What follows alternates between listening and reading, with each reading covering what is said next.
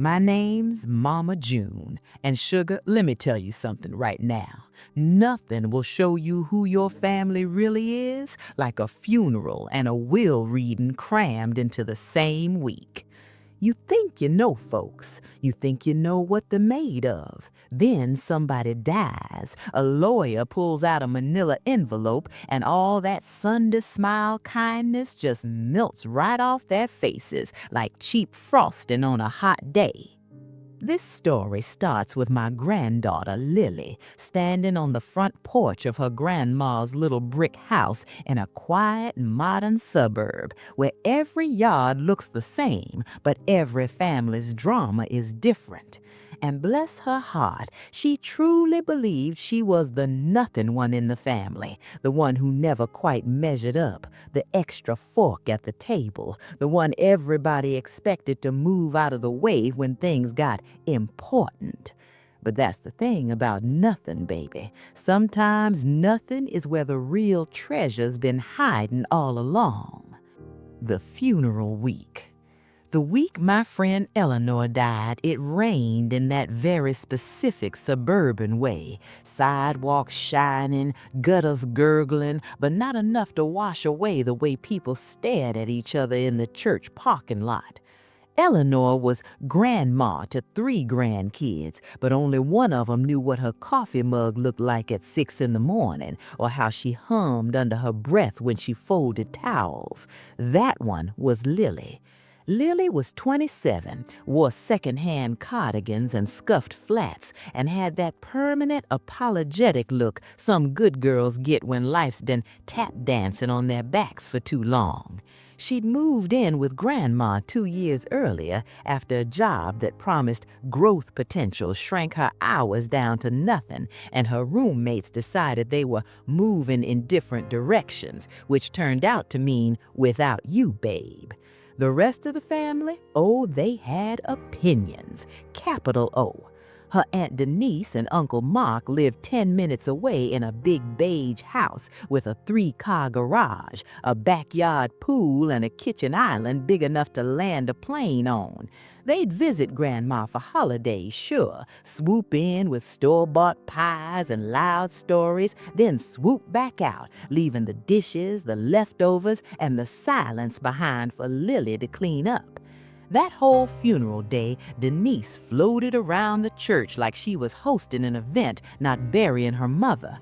She had on this fitted black dress and pearls that whispered money, and every time someone hugged her and said, "I'm so sorry for your loss," she answered with, "Thank you, it's been a lot to handle," like nobody else had a right to grieve. Lily stayed mostly in the second pew, hands twisted together, eyes red, hair trying to frizz up in the rain. She had packing tape marks still on her fingers from sorting Grandma's medicine cabinet, shredding old insurance papers, and throwing away half-used lipstick tubes that still smelled like Eleanor's rose hand cream.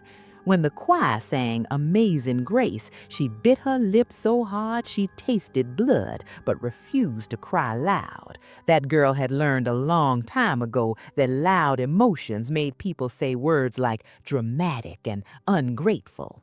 After the burial, they herded everyone back to the fellowship hall for weak coffee and ham sandwiches. Lily stood in the corner by the punch bowl, staring at a crack in the linoleum, and tried not to listen as Aunt Denise told some cousin, "Well, of course Lily's torn up. She's been living off Mom for years now. I don't know what she's going to do." Like Lily was some stray dog that been fed scraps off of Eleanor's plate instead of the one who'd been checking blood pressure, cooking low-sodium meals, and driving to doctor's appointments in a dented little Toyota held together with prayer and zip ties. That's what people do when they're planning to snatch something, honey. They soften the ground first. They start calling you unstable, dependent, too emotional. They talk about how worried they are so that later, when they take what they already decided was theirs, they can tell themselves, "Well, she couldn't handle it anyway." And right there in the middle of all that quiet whispering, the pastor cleared his throat and said, "The attorney has asked that the immediate family come by the conference room tomorrow afternoon for the reading of the will." You could almost hear every head swivel toward Denise. She gave this tiny, satisfied nod like, "Of course he did. Of course I'm the one in charge." Lily flushed, suddenly aware of her cheap black dress bought on clearance, the one she'd ironed 3 times to keep it from looking as tired as she felt. She hadn't thought much about the will, honestly. You don't think about paperwork when your whole world smells like lilies and damp earth. As far as she knew, Grandma had, well, a house, a car that liked to make noises, and some savings, enough to be comfortable, not enough to be interesting. She sure didn't know about the bonds or the land or the letters. Now, baby, let me paint this plain. In that family, Lily had been given the loser grandchild sash so early she practically came out the womb wearing it. Not because she did anything wrong. Oh, no. Sometimes all it takes is not fitting the picture your relatives had in their heads. Her cousin Brittany, Denise's daughter, was the golden one. Blonde, Instagram ready, building her brand, always with a new vacation story or some sponsorship about skincare. She'd swing by Grandma's once every 3 months with a latte, take a selfie in the kitchen with Eleanor in the background like a prop, and caption it, "Coffee with my favorite queen." Then she'd leave before the dishwasher even beat. The rest of the family, oh, they had opinions. Capital O. Her Aunt Denise and Uncle Mark, the golden pair, lived 10 minutes away in a big beige house with a 3-car garage, a backyard pool, and a kitchen island big enough to land a plane on. They'd visit Grandma for holidays, sure, swoop in with store-bought pies and loud stories, then swoop back out, leaving the dishes, the leftovers, and the silence behind for Lily to clean up. That whole funeral day, Denise floated around the church like she was hosting an event, not burying her mother. She had on this fitted black dress and pearls that whispered money, and every time someone hugged her and said, "I'm so sorry for your loss," she answered with, "Thank you, it's been a lot to handle," like nobody else had a right to grieve.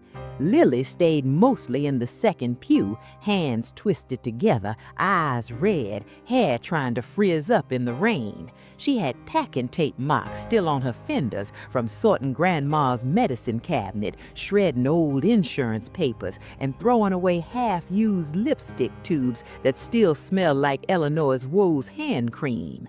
When the choir sang Amazing Grace, she bit her lip so hard she tasted blood, but refused to cry loud. That girl had learned a long time ago that loud emotions made people say words like dramatic and ungrateful. After the burial, they herded everyone back to the fellowship hall for weak coffee and ham sandwiches. Lily stood in the corner by the punch bowl, staring at a crack in the linoleum, and tried not to listen as Aunt Denise told some cousin, "Well, of course Lily's torn up. She's been living off Mom for years now. I don't know what she's going to do." Like Lily was some stray dog that been fed scraps off of Eleanor's plate instead of the one who'd been checking blood pressure, cooking low-sodium meals, and driving to doctor's appointments in a dented little Toyota held together with prayer and zip ties. That's what people do when they're planning to snatch something, honey. They soften the ground first. They start calling you unstable, dependent, too emotional. They talk about how worried they are so that later, when they take what they already decided was theirs, they can tell themselves, "Well, she couldn't handle it anyway."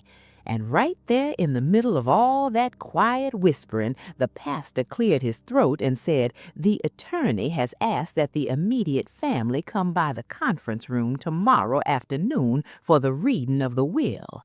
You could almost hear every head swivel toward Denise. She gave this tiny, satisfied nod like, "Of course he did. Of course I'm the one in charge."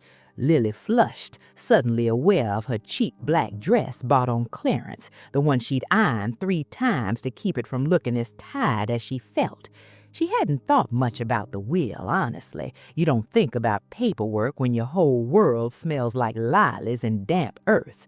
As far as she knew, Grandma had, well, a house, a car that liked to make noises, and some savings, enough to be comfortable, not enough to be interested. She sure didn't know about the bonds, or the land, or the letters. Now, baby, let me paint this plain. In that family, Lily had been given the loser grandchild sash so early she practically came out the womb wearing it. Not because she did anything wrong. Oh, no. Sometimes all it takes is not fitting the picture your relatives had in their heads. Her cousin Brittany, Denise's daughter, was the golden one. Blonde, Instagram ready, building her brand, always with a new vacation story or some sponsorship about skincare. She'd swing by Grandma's once every 3 months with a latte, take a selfie in the kitchen with Eleanor in the background like a prop, and caption it, "Coffee with my favorite queen." Then she'd leave before the dishwasher even beeped. Lily, on the other hand, was the one who sat with Grandma through chemo appointments and long, quiet car rides home, changed the batteries and the smoke alarms, knew which cabinet the good crackers were in and which mug Grandma used on bad days because it was the perfect weight for her wrists. But in the eyes of certain relatives, care doesn't count if it doesn't look good on Facebook. They'd say things like, "You still living with Grandma? So what exactly do you do all day? Have you thought about, real work? Like spooning soup into trembling hands and keeping track of pain meds wasn't work." The night before the will reading, Lily sat on the edge of the twin bed in the back bedroom, the one that still smelled faintly like Grandma's lavender spray and generic laundry detergent. The house felt wrong without the soft shuffle of slippers or the sound of late-night TV game shows leaking under the door. On the dresser, there was a framed photo of the two of them from a summer cookout, plastic cups in hand, faces shiny with sweat and laughter. Under it lay the key to the front door, the key to the mailbox, and the key to a life that, as far as Lily knew, could disappear tomorrow with a single sentence from a man in a suit. She picked at a loose thread on her hem and whispered, "I know you said not to worry, Grandma. You said, I've taken care of it, but they keep talking like they already own this place." The house creaked like old houses do. The fridge hummed. A car went by outside, tires splashing through the leftover rain. No answer came from heaven or the ceiling fan. So Lily did what a lot of hurting girls do. She cried quietly into the pillow so nobody, meaning no memory, would hear. The will reading. The next afternoon, the sky cleared, but the air still felt heavy as Lily followed Aunt Denise and Uncle Mark downtown to the law office. You know the kind of building. Glass front, potted plants in the lobby, a receptionist with perfectly neutral nails, and a voice like decaf. Denise swept in first, perfume announcing her about 3 seconds before she appeared. Mark trailed behind, phone in hand, thumbs moving like he was allergic to stillness. Brittany showed up late, sunglasses on, indoors, whispering something about traffic and content deadlines. Lily came on her own, in that little Toyota that coughed every time she hit the brakes. She parked far enough away that no one would see her crawling out the passenger side because the driver's door stuck when it rained. They all gathered in a conference room with a long, polished table that smelled faintly of lemon cleaner and old coffee. The attorney, Mr. Harris, was a silver-haired man with kind eyes and a tie that didn't quite match his shirt. He'd known Eleanor for years, handled paperwork when her husband died long ago, and had that steady, practiced way of speaking people who deliver hard news develop over time. "Thank you all for coming," he began. "I know this is a difficult time." Denise nodded solemnly, one hand pressed just below her collarbone, like her grief lived there and nowhere else. Lily folded her hands in her lap and stared at the wood grain. Her heart thumped so loud in her ears she barely noticed the air conditioner kick on. Mr. Harris shuffled some papers. "Your mother's wishes were very specific," he said. "She updated her will about 1.5 years ago to reflect her current situation." Lily's head snapped up. 1.5 years ago? That was right around the time Grandma's health had started to slip for real. It was also when Lily had moved in full-time, giving up her last part-time job at the mall to manage pills and doctor visits. Aunt Denise leaned forward, smiling the way people do when they think good news is coming. "She always said she wanted to keep it simple," she said. "Just split things fairly. House to us, of course. We'll take care of it. And maybe a little something for Lily." Mr. Harris glanced at her, then at Lily, then back down at the papers. "I'm going to read her exact words," he said. He cleared his throat. "To my beloved daughter Denise Morgan and her husband Mark." Denise's lips curved. Lily felt the word daughter land in the room like a stamp. "I leave the contents of my primary checking account, the joint savings account held in both our names, and any cash on hand at the time of my passing." Denise tilted her head. "Well, of course," she murmured. "We'll need access to pay for things." Mr. Harris didn't comment. He continued, "I also leave to Denise and Mark my 2014 sedan, my jewelry, and all household furnishings they may choose to remove within 30 days of my death, except where otherwise specified." Brittany perked up at the word jewelry. She mouthed "Grandma's pearls" to her mother, who gave a tiny nod. Lily stared at her hands. No mention of the house yet. Denise frowned slightly, a little crease appearing between her eyebrows. "What about the property? The house? The land?" Mr. Harris held up a hand. "We're getting there," he said gently. He turned another page.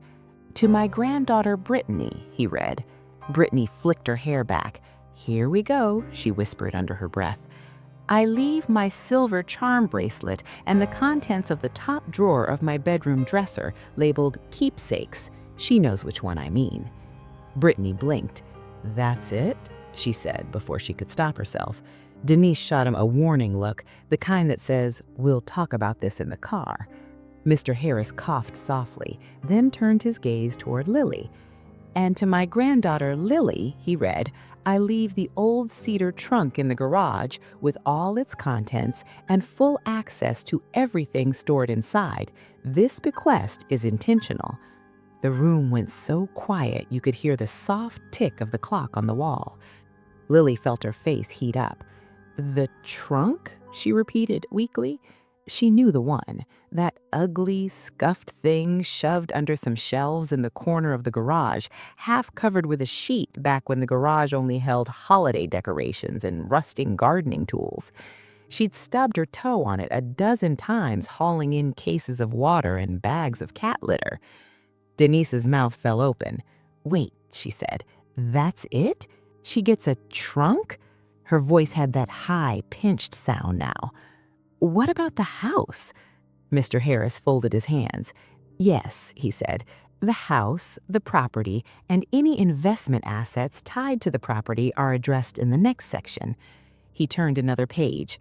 "Regarding my home at 412 Maple Grove and all land parcels attached to it," he read.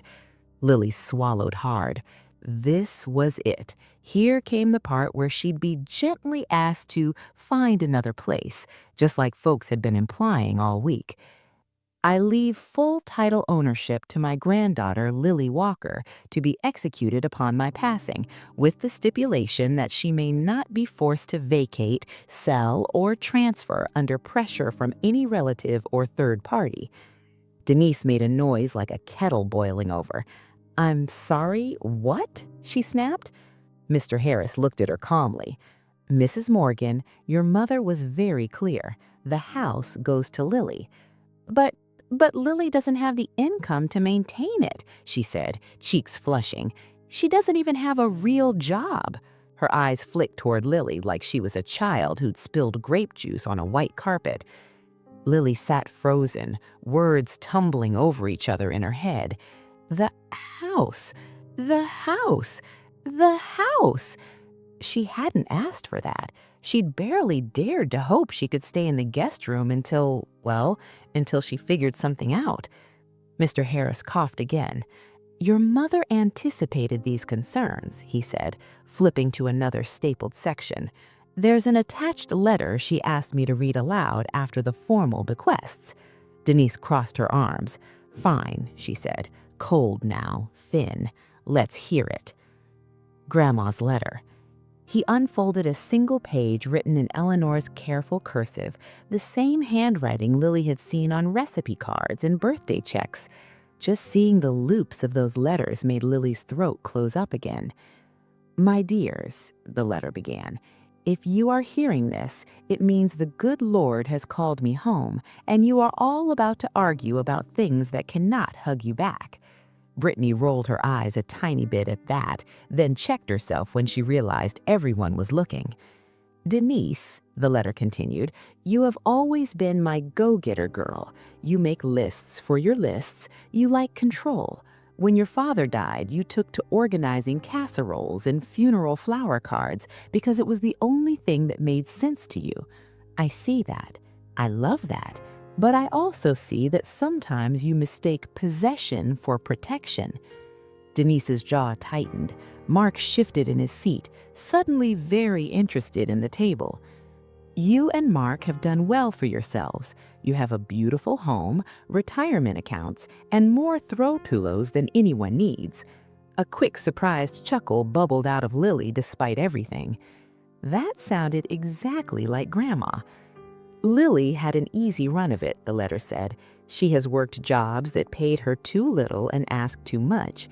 She has given up things to be here with me that you may never fully understand.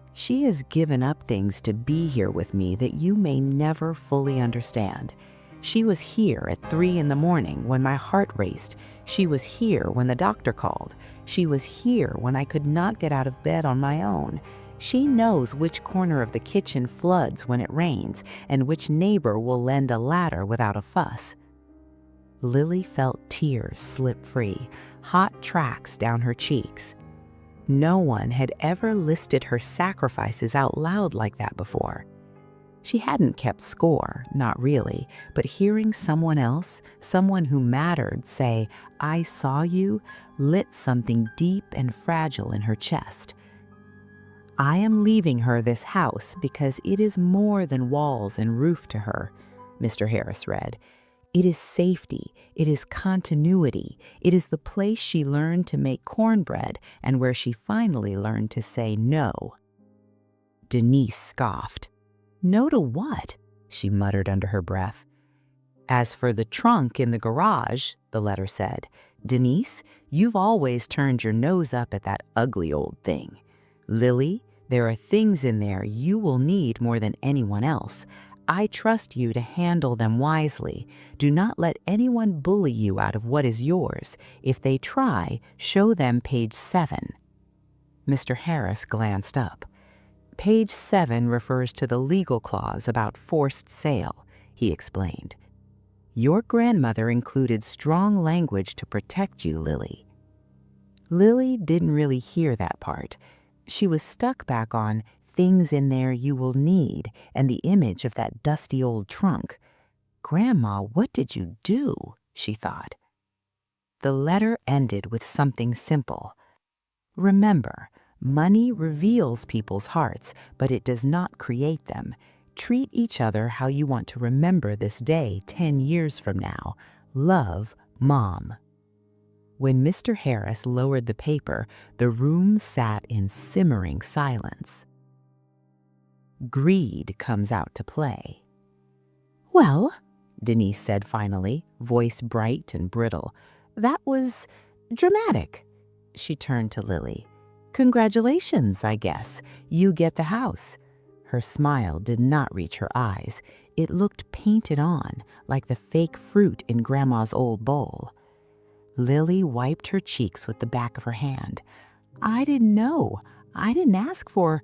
"Oh, spare us the humble act," snapped Brittany, sunglasses now perched on top of her head like a crown. "You've been living rent-free for years." "Brittany?" Mark warned under his breath. "What?" said she. "Some of us have real bills, Dad, real rent, real lives. Grandma was just enabling her." The word enabling landed like a slap. Lily felt something hot and electric spark under her skin. She'd swallowed comments like that for years, stuffing them down into some quiet corner inside herself. But with Grandma gone and that letter echoing in her ears, the corner suddenly felt too small. "I took care of her," Lily said, voice shaking. "I asked him to stay. I lost jobs because I needed to drive her. I haven't been on a vacation in 5 years because I was here making sure she didn't fall getting out of the shower. That's not rent-free, that's work." Denise snorted. "That's what family does. You don't get a paycheck for loving someone." Mr. Harris cleared his throat. "Mrs. Morgan, I'm going to remind all of you this is a legal reading, not a debate," he said gently. "Your mother's decisions are final. If you want to contest the will, you'll need grounds, and from what I've seen, she was of very sound mind." Denise glared at him, then forced a smile again. "Of course. No, we would never cause trouble." "Oh, honey, some of the worst trouble in this world has been stirred while somebody's mouth smiled and said, 'No trouble at all.'" She leaned toward Lily. "Well," she said, too sweet, "I suppose we should come by tomorrow and start sorting the furniture. I mean, you don't need most of it, do you? This house is much too big for one person. We can help you decide what to sell." Lily's grip tightened on the edge of her chair. Part of her wanted to say, "Yes, please, tell me what to do," like she always had. Another part, the part that had heard Grandma's words about learning to say no, rose up like a tide. "No," she said quietly. "I'll decide what happens with the furniture." Denise blinked. "Excuse me?" "Grandma left the house to me," Lily said louder, "and the trunk. I'll look through everything and let you know if there's anything you specifically asked her for that she wanted you to have, but I'm not emptying it out for you to move in." Brittany let out a little laugh. "You?" she said. "You're going to live in a whole house by yourself? With what? Your flexible job opportunities and your thrift store wardrobe?" Something in Lily's shoulder straightened. "Apparently," she said, "and my ugly trunk." Mr. Harris almost smiled at that. He gathered his papers, slid a folder toward Lily. "These are the documents you'll need," he said. "We'll go over them in detail later. Title transfer, property tax information, and a note about that trunk. Your grandmother stored something important there." Denise's eyes flicked toward the words "something important," like a hawk spotting movement in a field. "What kind of something?" she asked. "Financial assets," Mr. Harris said mildly, "and some personal correspondence." The air changed. "Financial assets?" Mark repeated, sitting up straighter. "You mean like documents? Accounts?" Mr. Harris just smiled that careful lawyer smile.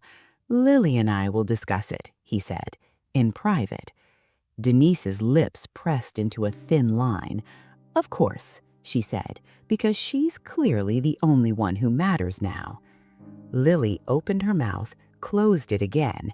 There was no sentence she could say that would untwist the years of resentment in those words.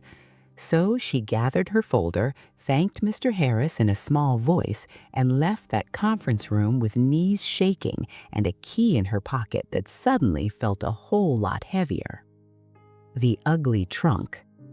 It was late afternoon when Lily pulled into the cracked driveway, sunlight slanting across the little brick house that now, somehow, legally belonged to her.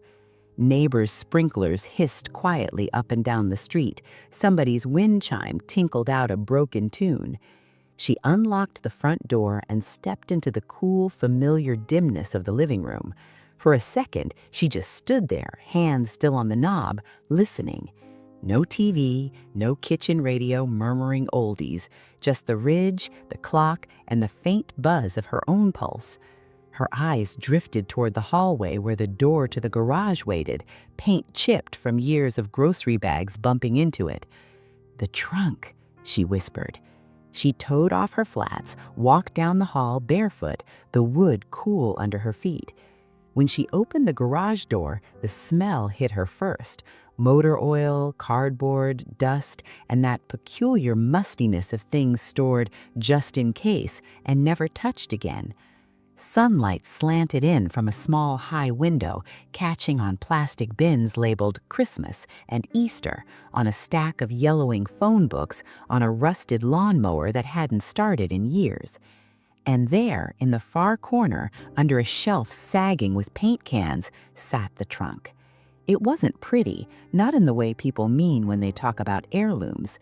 The wood was scarred and stained, one metal corner bent, the lid slightly warped. Some old shipping sticker clung to the side, half peeled and unreadable.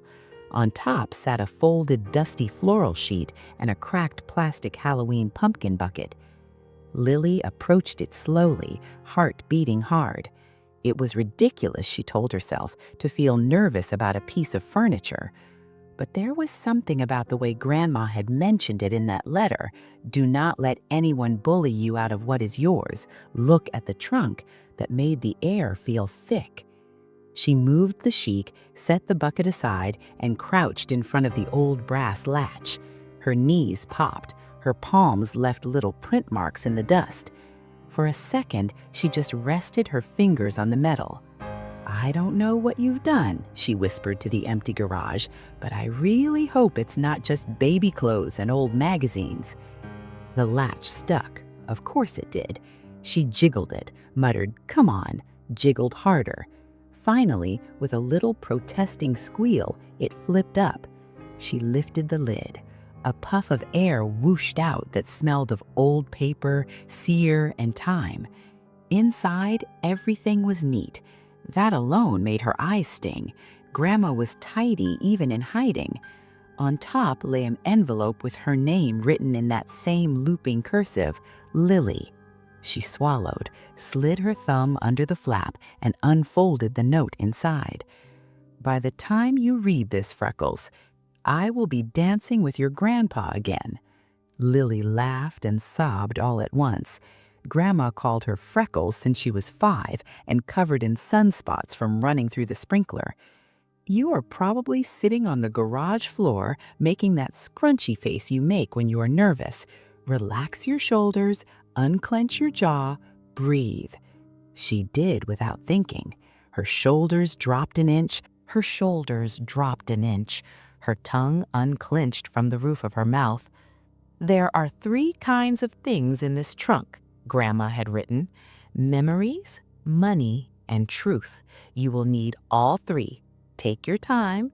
Do not let Denise rush you, and do not show Brittany anything she can photograph." Lily snorted wetly. Grandma might be dead, but she still knew her people. "Start with the folder labeled Bonds," the letter said. "Then open the manila envelope with the blue clip. Save the tied bundle of letters for when you have a cup of tea and a box of tissues handy." Lily lowered the note and looked into the trunk. Sure enough, everything was labeled like a filing cabinet for one life. There was a small jewelry box, a photo album, a stack of neatly folded quilts. But right in the middle sat a thick, battered folder with Bonds written across it in black marker. Her fingers trembled as she lifted it out. It was heavier than it looked, edges worn soft. She settled cross-legged on the cold concrete and opened it. The bonds. Inside the folder were rows of paper, government savings bonds mostly, some so old the print had that faded, almost purple tone. Each one had names, dates, little official seals. Lily blinked, trying to make sense of it. Grandma had mentioned war bonds once, in the context of, "Your grandpa bought these instead of taking me dancing," but Lily had thought she'd cashed them out years ago. She started sorting, lining them up on the floor. Some were in both grandparents' names, some were in Eleanor's alone, and some, the ones that made her heart skip, were in Lily's name. One, dated the year she was born, listed her as the primary owner and Eleanor as the beneficiary. Another and another, every birthday for at least 10 years. Underneath the bonds lay a typed sheet with Mr. Harris's letterhead at the top. Her eyes skimmed down to a bolded line.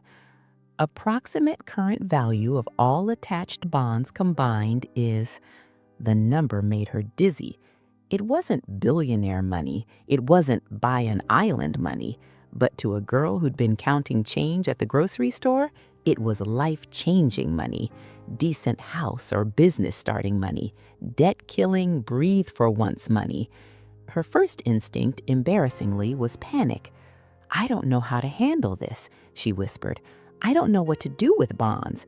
I don't even understand the tax forms I get now." But tucked in the back of the folder was another note in Grandma's handwriting. "Before you do anything, call Mr. Harris. He has a list of good financial folks who won't make you feel dumb. Ask all your questions twice if you need to. Nothing about this is urgent enough to justify rushing." Lily exhaled. Okay, that she could do. She stacked the bonds carefully back in the folder, then reached for the manila envelope with the blue clip. Her hand hovered over it for a second. Memories, money, and truth. So this must be truth. The land deeds. The envelope crackled when she opened it. Inside were several official-looking documents on thick paper with county logos and stamps and words like parcel and easement sprinkled through them. On top lay a sticky note. "Remember when you asked why we took that boring drive to the edge of town every few months?" it said. "These will explain." Her mind flashed back to being a kid, slumped in the back seat, staring out at fields and scrubby woods while Grandma and Grandpa talked quietly up front. She'd assumed it was some leftover habit from when they were young, driving around to look at houses they'd never buy. Turns out they had bought something. The first deed listed a parcel on the far side of the suburb, 5 acres, mostly wooded near an old highway exit. Another listed a smaller plot closer in, near a growing shopping corridor. Each one had their grandparents' names, and attached to each was a note, some typed, some handwritten, referencing offers over the years. "Developer offered X dollars, declined," one note read. "Don't trust them, they lowball," another said. Then Lily's eyes snagged on a name, Denise Morgan, scribbled in her grandma's jagged pen.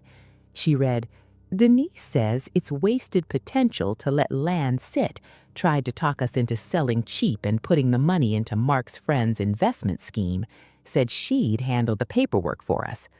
Below that, in firmer, darker ink, "Called Harold instead. He confirmed we'd be fools to sign without him present.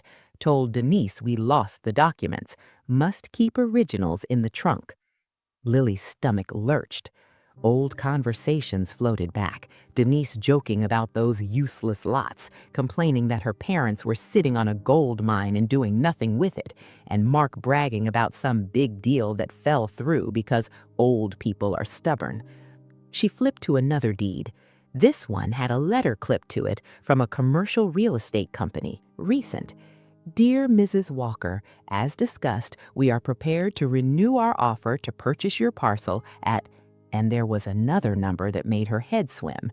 Meanwhile, in the margin, in Grandma's handwriting, "Asked Denise what she thought. She said she'd already handled it and there was no real interest. Lies." Blood rushed in her ears. She could picture it too easily. Denise intercepting calls, telling their mother, "Oh, that? Nothing serious. I'll take care of it," and then quietly smothering opportunities that didn't run through her hands first. Suddenly, the phrase truth felt less poetic and more like a match. If the bonds were money and the land was opportunity, then the last category, letters, was gasoline. The letters. At the bottom of the trunk was a stack of envelopes tied with a faded ribbon. Some were addressed to Eleanor from banks, attorneys, cousins. Some were copies of emails she'd printed because Grandma never trusted a screen to hold something important. And some were letters she'd written and never sent. Lily carried the bundle into the kitchen, made herself a mug of tea on autopilot, and sat at the table where Grandma used to do crosswords. Sunlight slanted across the laminate, catching the steam from her cup. She untied the ribbon and started reading. There were letters from the real estate company confirming multiple offers over the years to buy those parcels for significant money, offers that had apparently never made it to Denise's hearing.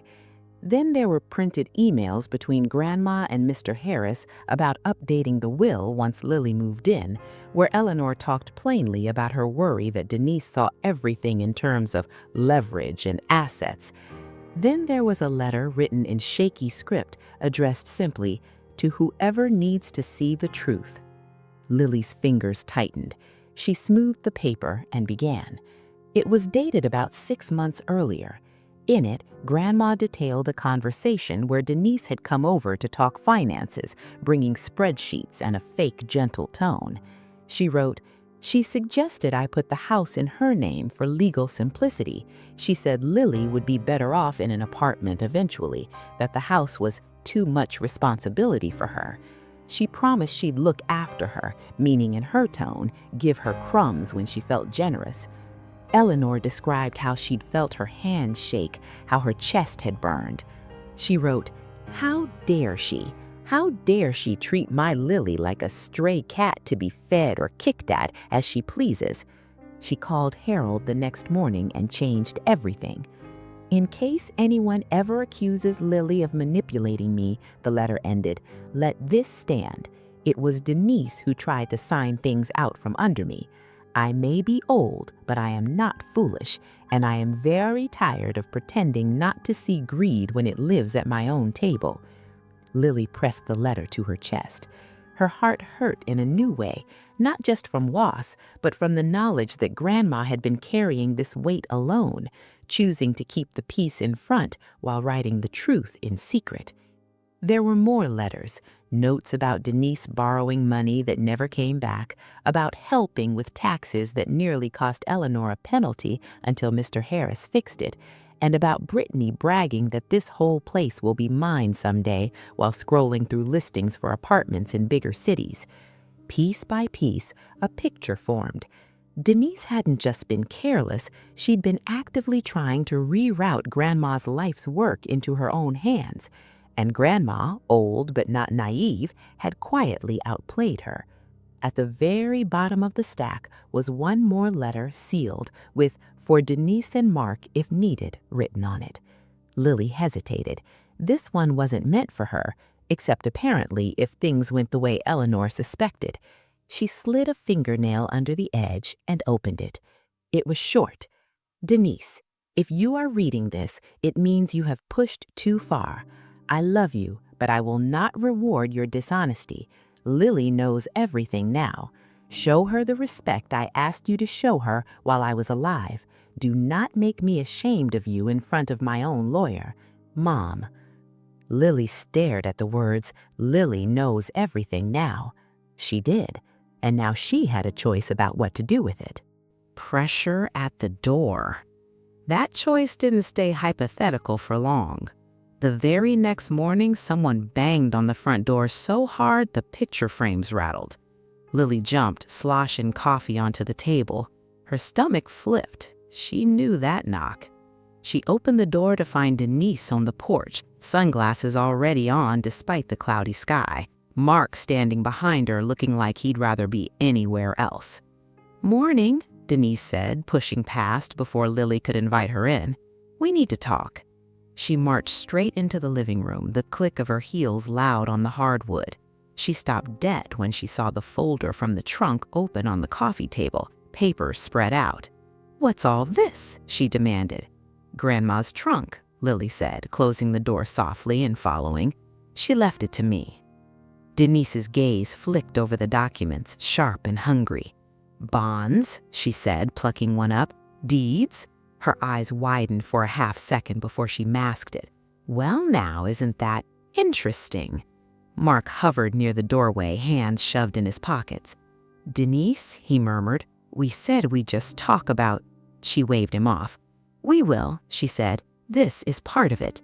She turned to Lily with that same bright smile she'd worn at the lawyer's office. "You must be overwhelmed," she said. "Poor thing, all this responsibility dumped on you." Lily stiffened. "I'll manage," she said. "Will you?" Denise tilted her head. "Property taxes, insurance, maintenance, utilities, on top of your whatever you're doing for work right now." She gestured vaguely, like work was a concept she doubted Lily understood. "I already pay the utilities," Lily said, trying to keep her voice steady. "I know how much they are. Grandma showed me everything." Denise's smile thinned. "Well," she said, "since you're obviously very capable now, let me be direct. Mark and I have been doing some calculations. It makes the most sense for everyone if you sell the house." Lily's heart lurched. "Sell?" "Listen," Denise said, slipping into that tone that sounds like kindness but feels like sandpaper. "This neighborhood's hot right now. You could get a great price. You don't need all this space. You could buy yourself a nice little condo closer to the bus line or whatever. Put the rest into a safe investment. We'll even help you." She said condo like she meant shoebox. She said help like she meant control. "And the land parcels," Denise added quickly, "those little scraps of dirt. We could bundle them with the house, make a real deal out of it. Or we could take them off your hands separately. Right, Mark?" Mark cleared his throat. "Real estate's complicated. We could, streamline it." Lily thought of Grandma's notes, declined a low offer, Denise lying about interest, and felt that spark under her skin flare up again. "No," she said softly, "I'm not selling." Denise blinked, then laughed. "Don't be silly," she said. "Of course you are. You can't honestly think—" "I said no," Lily repeated, louder. "The house is mine. The deeds are in my name now and the bonds. Grandma left them to me on purpose because she didn't trust you to handle them." The air changed. Denise's color rose. "That is an ugly thing to say," she hissed, "after everything I've done." "I read the letters," Lily said, hands shaking but voice firm. "I know you tried to get her to put the house in your name. I know you almost messed up her taxes. I know you told those developers weren't serious when they were offering her good money." Denise's mouth opened and closed. Mark went pale. "You went through her private papers?" Denise demanded. "How dare you?" "I said I read the letters," Lily said. "She left them for me. She wanted me to know the truth in case you tried exactly this." For a second, everybody just breathed, harsh and uneven. Denise recovered first. "Fine," she said crisply. "You want to play hardball? Here it is. We have expenses. We paid for the bulk of the funeral. Grandma's account did that. Mr. Harris showed me the withdrawals." Denise ignored her. "We've been helping you for years, bringing groceries, paying for that little car of yours when it broke down." Lily blinked. "You mean the time you helped by loaning me $200 and then told everyone at Thanksgiving I was financially irresponsible?" Mark coughed, rubbing the back of his neck. "Denise," he said quietly, "maybe we should—" "No," she snapped. "I am not going to stand here and be painted as the villain because Mom lost her mind at the end." "You heard Mr. Harris," Lily interjected. "She was in her right mind. She knew exactly what you were doing." Denise stepped closer, eyes blazing now. "You really think you're better than us?" she spat. "You with your half-finished degree and your little side gigs? You think you deserve this house, that land, that money?" Lily's throat clenched. "I don't know if I deserve it. I just know Grandma decided I should have it, and I'm not going to undo her decision to make you more comfortable." Silence crashed down. Denise stared at her, breathing hard. Then, slowly, she smiled, but it was the kind of smile that made Lily's skin crawl. "Fine," she said softly. "Keep your precious house, keep your trunk, keep your little pile of paper." She leaned in so close Lily could smell her expensive perfume over the faint scent of coffee. "But don't come crying to us when the pipes burst, the taxes go up, and you're drowning. Don't you dare show up on our doorstep with your hand out." Lily swallowed. "I wouldn't. I promise you, I won't." Denise straightened, grabbed Mark's sleeve, and stalked toward the door. At the threshold, she paused, looked back once at the living room, at the worn couch, the crocheted afghan, the sunlight on the hardwood. For a flicker of a second, her face softened. Lily saw not the controlling woman in a fitted dress, but a little girl in pigtails doing homework at that coffee table, begging for one more hour before bedtime. Then it was gone. The hardness snapped back into place, and she walked out. The door clicked shut. Lily exhaled so slowly it felt like letting go of a held-in breath from years ago. Learning to stand. The weeks that followed were not some magical montage where everything fell perfectly into place. Real life rarely is. There were phone calls with Mr. Harris about transferring the bonds in a tax-smart way. There were meetings with a financial advisor who spoke in acronyms, then stopped and rephrased when he realized Lily's eyes were glazing over. There were evenings spent Googling how to read a property tax bill at the kitchen table while eating cereal for dinner. But there were also small, quiet wins. The first time Lily paid the utility bill entirely with money from her own new account instead of writing Grandma on the memo line.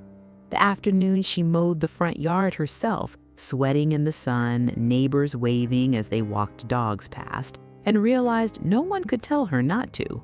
The day she opened a letter from the real estate company with a renewed offer for one of the land parcels, and after much discussion and thought, decided to sell just that one, enough to pad her savings and give her breathing room, while keeping the others for the future. Each decision made the house feel a little more like hers and a little less like a museum she was afraid to touch. Work changed too. With Grandma gone, her days no longer revolved around pill schedules and doctor visits. The space hurt, but it also freed something. She dusted off an old notebook full of bakery ideas she'd scribbled years ago, recipes Grandma had taught her, little twists Lily had added. Cookies flavored with brown butter and tea leaves, savory scones with rosemary from the back garden. In the trunk, between the quilts and photo albums, she found another surprise, a file labeled Lily's Bakery Dream. Inside were one, a rough business plan printed from some template, half filled with Grandma's careful notes. 2, clipped articles about small business loans. And 3, a bank booklet from a tiny account with her name on it and a modest but not insignificant sum inside. A sticky note on the front read, "Seed money for the day you finally believe you can do this. G." Lily laughed until she cried. She didn't quit her odd jobs overnight, but she started baking more, selling small orders to neighbors, dropping off samples at the church office. People who dropped off casseroles when Eleanor died now came back around asking, "Hey, you still making those lemon bars? My niece is getting married." Word spread, the way it does in suburbs where gossip and good food travel the same routes.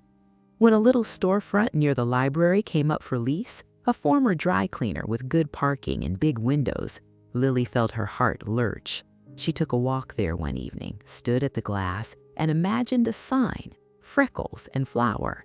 She imagined Grandma at one of the corner tables, sipping coffee, pretending not to overhear every conversation. For the first time in a long time, the future didn't feel like a cliff she was being pushed towards. It felt like a path she might actually choose. When truth comes knocking, you might be wondering what happened to Denise and Mark during all this. Greed has a way of boomeranging around, baby. A few months after the will reading, news trickled through the grapevine, because in neighborhoods like that, news always does. One of Mark's investments, the one he'd been so sure would pay off big, went sour.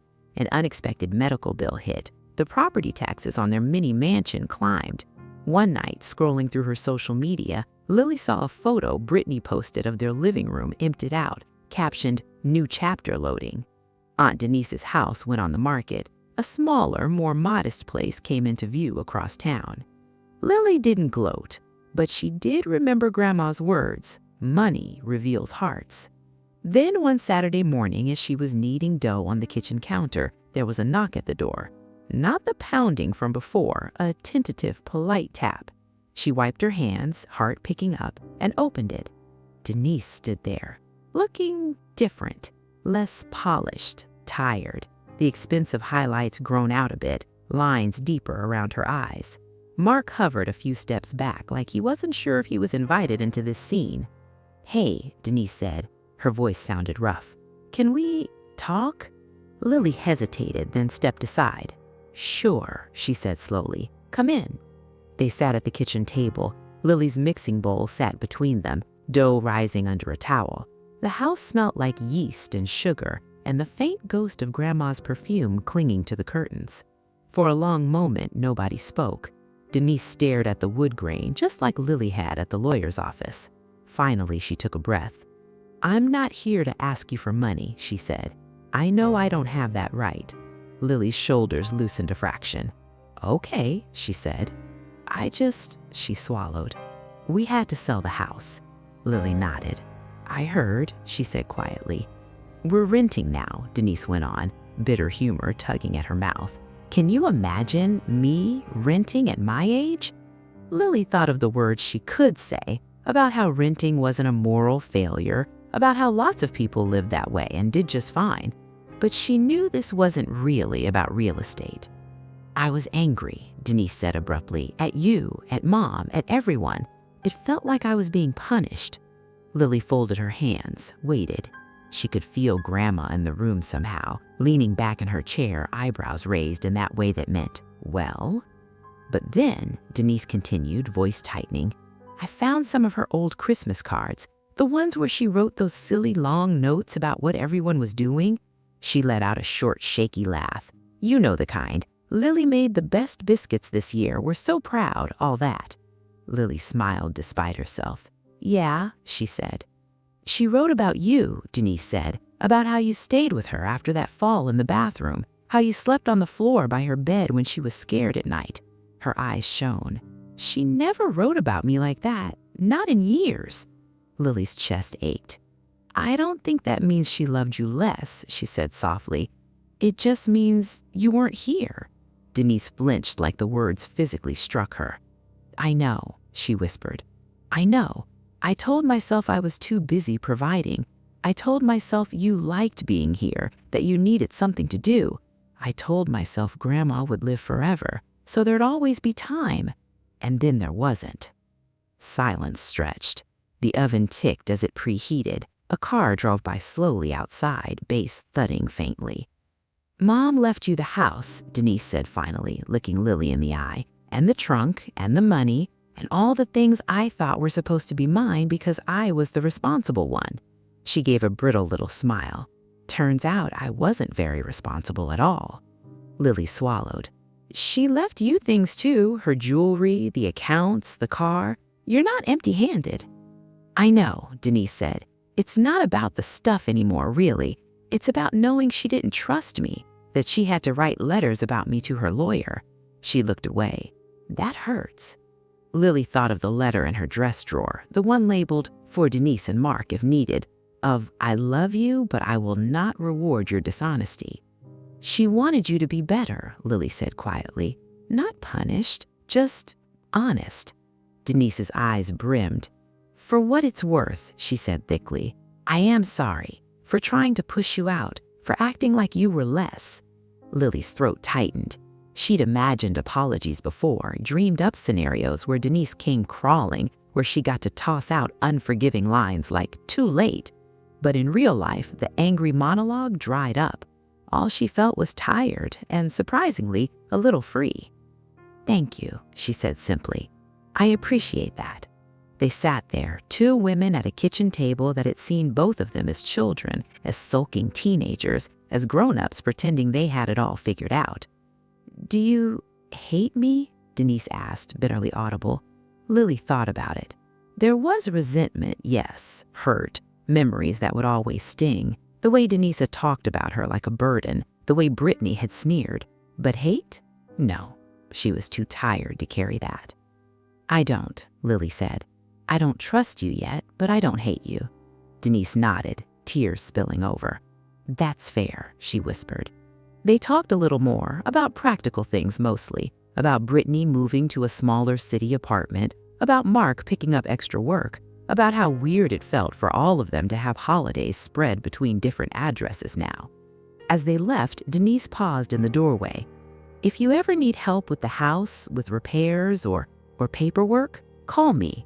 I know I haven't earned your trust back, but I'd like to try." Lily studied her face. There was still pride there, still brittleness. Change doesn't happen overnight, but there was something softer around the edges. "Okay," Lily said. "We'll see." She closed the door gently behind them and leaned her back against it, staring up at the ceiling. "Grandma, you see this?" The house creaked. The oven beeped. Somewhere, a lawnmower droned to life. Life went on. A house becomes a home. Over that first year without Eleanor, the little brick house shifted from being Grandma's place where Lily stayed to being simply Lily's. It was subtle at first. A framed menu from her first big catering job went up on the wall near the dining room. The Afghan on the back of the couch got replaced with a quilt Lily had found in the trunk and started using every night. A chalkboard by the front door started filling up with orders and encouraging notes to herself. "You did a hard thing today. Don't forget." Neighbors still called it Eleanor's house sometimes by habit, but more and more Lily heard, "You know Lily at the corner, the one who bakes?" She turned the spare bedroom into a tiny office, complete with mismatched file cabinets and a vision board covered in clippings and scribbled numbers. She set up shelving in the garage around the now empty trunk to store baking supplies in bulk. The trunk itself moved to the guest room, lid open, quilts folded inside, letters tucked neatly in a box on top. It had given up its secrets. Now it could just be storage. On the 1-year anniversary of Eleanor's passing, Lily baked her grandmother's favorite cinnamon bread and set 2 slices at the table, one for her, one for the woman whose shadow still warmed the walls. She sat there with her mug, looking around at the familiar space, the ding in the wall where a chair had knocked years ago, the faded patch of sun-bleached paint near the window, the stack of mail by the fruit bowl. "This is my house," she said aloud. Not a question, a statement. It didn't erase the years of being treated like the family's safety net and punching bag. It didn't rewrite the sharp words, the dismissive laughs, but it gave her something solid to stand on when those memories tried to push her back down. A place that said, "You are not nothing. You are rooted." Holidays were different now.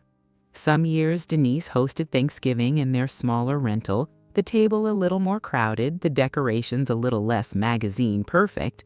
Lily went bringing pies, sitting next to Brittany, who, to her credit, had started saying "thank you" more and "must be nice" less. Other years, Christmas shifted back to the little brick house. Kids ran up and down the hall, the oven stayed busy, and when someone asked who was carving the ham, all eyes turned to Lily like it was obvious. Sometimes the old resentment bubbled up between them. Family patterns don't vanish. There were still moments where Denise's voice got that edge or Lily's spine went rigid. But layered over that now were new memories of Denise showing up with a toolbox when a cabinet door came off its hinges, of Lily stopping by their place with extra bread when Mark got sick, of the two of them standing in Grandma's garden, pulling weeds side by side in a silence that felt, if not comfortable, at least not hostile. A trunk full of nothing. If you'd have asked Denise before all this what Eleanor had left Lily, she probably would have said nothing but an ugly trunk and a pile of problems. And on paper, maybe that's what it looked like at first. But that trunk, heavy, scarred, overlooked in the corner of a dusty garage, held more than bonds and deeds and letters. It held proof that Lily's years of care weren't invisible, proof that Grandma had been paying attention even when she seemed tired and quiet. It held options, too. The bonds gave her breathing room, the land choices for long-term stability, the letters the courage to say no and mean it. Most importantly, it held a different narrative than the one she'd been handed her whole life. Instead of loser grandchild who couldn't make it on her own, it offered trusted caretaker, chosen heir, woman capable of handling more than anyone gave her credit for. That matters, baby. Sometimes the biggest inheritance isn't the money or the house, it's the story you're allowed to tell yourself about who you are. Lily didn't become perfect after that. She still had nights where anxiety kept her up counting coins in her head. She still heard Denise's old words echo sometimes when she messed up a recipe or forgot to pay a bill early. But she also had a key on her ring that said, "You did something hard and someone trusted you with everything." She had customers who called her by name, not "that girl who lives with her grandma." She had a trunk that, once emptied, reminded her every time she opened it to grab an extra quilt, there is more to you than what they decided in their worst moments. And somewhere beyond all that, she had a grandmother, gone from this earth, sure, but still present in every recipe, every creak of the floorboards, every sticky note of encouragement tucked in unexpected places, who had quietly set the stage for justice when she was no longer strong enough to fight out loud. Closure. There's a house not too far from here, just another little brick square on a street full of mailboxes and trash cans and kids' bikes left in driveways. If you drove past it, you might not look twice. The shutters need repainting, the gutters could use a good clean, the garden out front is a little wild around the edges, on purpose. But inside that house lives a story that got turned right side up. A girl who was told she was nothing found out she was the place where her grandmother put everything that mattered: her trust, her savings, her history, and her hopes. Families will fight over sofas and silverware and savings accounts, baby, but the real inheritance is what those fights reveal. Denise discovered the cost of trying to hold things too tight. She lost a house, but she got a chance, a hard, humbling chance, to see herself clearly and start over. Lily discovered that sometimes the person standing in the background, washing dishes and holding hands at 3 a.m., is the one the story was quietly built around all along. A home is more than property lines and paperwork. It's the place where your name on the mailbox lines up with your name in the story of that family. It's where the creaks in the floorboards know your footsteps and the kitchen light knows when you can't sleep. Eleanor couldn't stay to protect Lily from every sharp word or greedy hand, so she did the next best thing. She turned her house into a promise that this child would not be pushed out, that her years of unseen service would be honored with roots that no one could yank up. So when somebody laughs and says you got nothing but an old trunk, remember this: sometimes nothing is exactly where love hid the keys.